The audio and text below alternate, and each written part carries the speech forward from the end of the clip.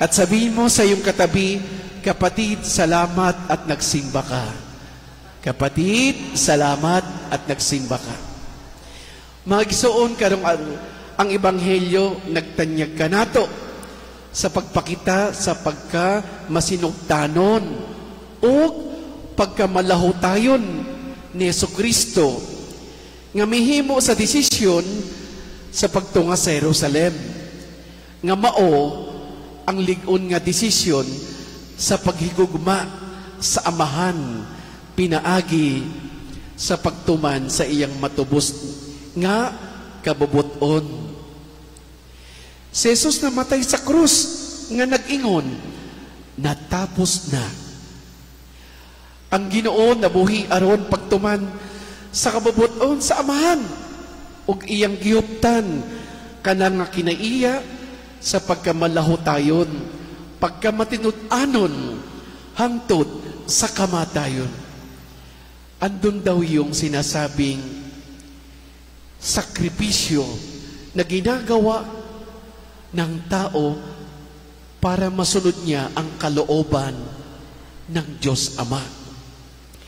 Ingon niini kinahanglan usab kita nga magkinabuhi bisan kung makasinati kita og pagsupak o pagsalikway, pagtamay o pagbulag sa dalan sa Dios tungod kay matinud-anon kita sa Ginoo.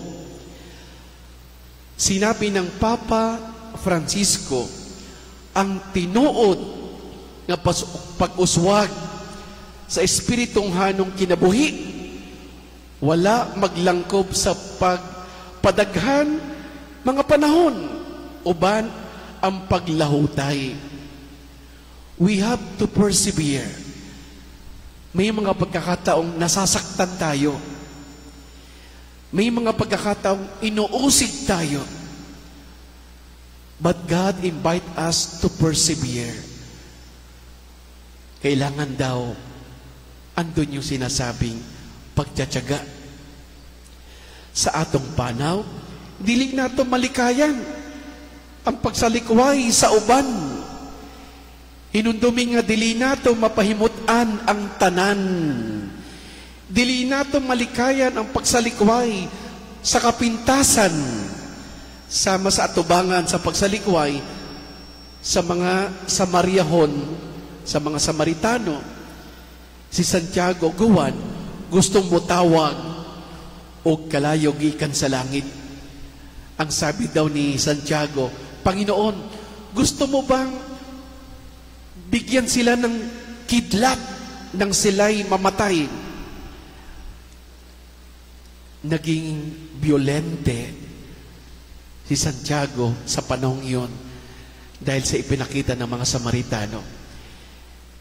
Apan, gibadlong sila sa Ginoo tungod sa ilang dili maayong kadasig. Kinahanglan natong hinumduman ang pailob sa Dios kanato o magpailubon sa atong mga igsoon sa ilang pagpadulong ngadto sa Dios. Bisan kung dili sila mutubag dayon sa iyang grasya. Hindi daw palitan ng violence ang natanggap mong violence. Dapat daw ikaw ay magiging mahinahon. Alam natin na may masasakit na salita na ating naririnig. Huwag tayong gumandi. Bagkus, ipagdasal natin sila na ang kanilang masasamang gawain ay matigil. Hindi dapat manggaling sa atin ang masamang gawain. Dahil tayo ay mga anak ng Diyos.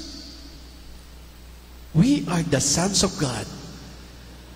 At dahil tayo mga anak ng Diyos, dapat pakita sa atin yung kabaitan, kapayapaan, at pagiging mawain. Palihog panindog.